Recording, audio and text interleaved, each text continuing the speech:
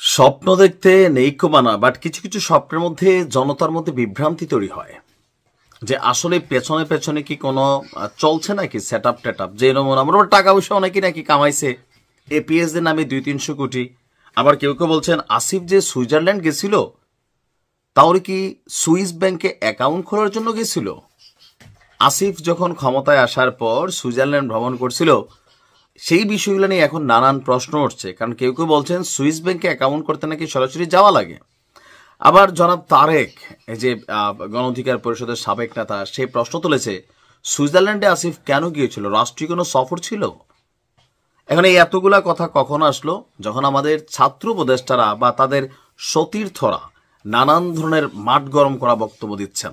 ইতিমধ্যে উপদেষ্টা আসিফের পিয়ন না মানে এপিএস সেই 300-400 কোটি টাকার নয়ছয় করছে এমন বক্তব্য দুদকের ইনভেস্টিগেশনের মাঝখানে কেউ কেউ বলছেন তো আসিফ কত কোটি কামাইছে তাইলে। এটা কি সম্ভব যে আসিফ কিছু জানে না তার এপিএস 300 কোটি টাকা কামাইছে? যখন একই কথা শেখ হাসিনা বলছিল তখন জনতা বলছিল শেখ হাসিনার এই পিয়ন যদি 400 কোটি কামায়, শেখ হাসিনা নিশ্চয় 4 লক্ষ কোটি কামাইছে। বাট আমাদের উপদেষ্টারা দুধের দোয়া তুলসী পাতা, তাদের চরিত্র অনেক ভালো, দুর্নীতির দও নাই, এটা আমরা বিশ্বাস করি। কিন্তু জনগণের একাংশ বিশ্বাস করতে চায় না, ভাই লুটপাট যা করার কইরা ফেলতেছে। যাই হোক, আলোচনা ওইখানে না, আলোচনা হচ্ছে আমাদের ব্লুটুথ বয় হাসনাত এবং সার্জিস মাঝে মাঝে আওয়াজ দিয়ে পুরো মাঠটা গরম রাখে। ডক্টর মোহাম্মদ ইউনুসকে কি একটা বার্তা টার্তা দেওয়া হচ্ছে? আজকে সার্জিস বলল যে রেড লাইন ক্রস করছে। হাসনাত বিকাল আবার প্রধানমন্ত্রী হিসেবে স্বপ্ন দেখা ফেলছে, তারেক রহমান রেনিয়া দেখছে এক স্বপ্ন। কি স্বপ্ন? কারণ এই স্বপ্নটার দুইটা ব্যাখ্যা আছে।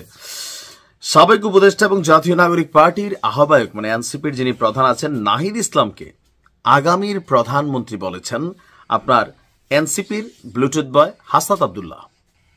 এর আগে প্রধান উপদেষ্টার প্রেস সচিব তিনি কিন্তু একবার বলছিলেন, এটা নিয়ে অনেক বিতর্কও ছিল যে কিংস পার্টি হিসাবে চিহ্নিতর জন্য এরকম বক্তব্য ছিল। আজকে হাসনাত তার একটা ছবি পোস্ট করে নাহিদ ইসলামের সাথে, তিনি জুড়ে দিয়েছেন যে স্ট্যাটাসটা ছিল আপনার শুভ জন্মদিন বাংলাদেশের আগামীর প্রধানমন্ত্রী নাহিদ ইসলাম। মানে নাহিদের আজকে জন্মদিন ছিল, তো সেই জন্মদিন উপলক্ষে তিনি পোস্ট দিয়েছেন, কিন্তু মেনশন করছে কি আগামীর প্রধানমন্ত্রী। এর মাঝখানে আবার ভাই বিশ্বাস করেন কমেন্টগুলোতে কেউ কেউ লিখছে যে খায়টায় নাকি কি খায় আমি জানি না, কেউ লিখছে হাসনাত কি সবজি খায়। সবজি খাইতে পারে, খারাপ জিনিস কি? আমি নিজেও সবজি খাই, হচ্ছে আমি পুঁই শাক খাই, তারপর ধরেন কুমড়ো শাক খাই, তো সবজি খাইতেই পারে। মানে এটাকে আবার অন্য কোনো ব্যাখ্যা আছে না যে সবজি খায়? হোয়াট? সবজি তো সবাই আমরা খাই, ভিটামিন থাকে ভালো।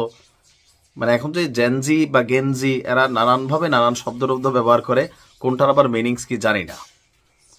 তো স্বপ্ন যেটা তিনি দেখছেন আগামীর প্রধানমন্ত্রী, ভাই মানে কেমনে? এটা কি ডক্টর ইউনুস যেমন আয়সা হঠাৎ করে অটোমেটিক ক্ষমতা পেয়ে গেছে, এরকম ডক্টর ইউনুস কি মানে নাহিদের হাতে ক্ষমতা দেওয়া যাবে? সুযোগ আছে? এটাও তো নাই। এনসিপি আগামী নির্বাচনে 10টা সিট পাবে কিনা আমরা এটা নিয়ে চ্যালেঞ্জ ছুড়ে দিচ্ছি, সন্দেহ পোষণ করছে। সেখানে প্রধানমন্ত্রী পদে কেমনে মানে কেমনে দেখছে? তো তারেক জিয়ারে কোথায় খুঁজে পেয়েছে? আমরা তো সবাই মোটামুটি কনফার্ম যে আগামী দিনের প্রধানমন্ত্রী জনাব তারেক রহমান অথবা বেগম খালেদা জিয়া। তবে তারেক রহমানের নামটা এখানে বারবার আসছে।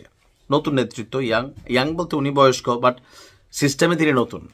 তো সেখানে সার্জিস কি স্বপ্ন দেখছে যে তারেক রহমান ক্ষমতায় নাই, নাহিদ ইসলাম প্রধানমন্ত্রী? কেমনে ভাই? স্বপ্ন দেখাও আজকাল মানে এমন অবশ্য এদের অনেক স্বপ্ন পূরণ হয়ে গেছে, সেই জন্য আরো বৃহত্তর স্বপ্ন দেখে খারাপ না।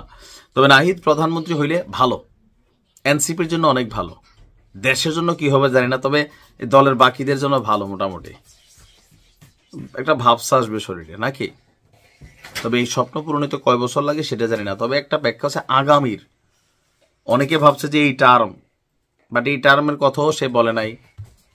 হইতে পারে 2 টার্ম, 3 টার্ম, 5 টার্ম, 10 টার্ম বা বৃদ্ধ বয়সের আগ পর্যন্ত কোনো টার্ম, তাই না? ভালো থাকুন।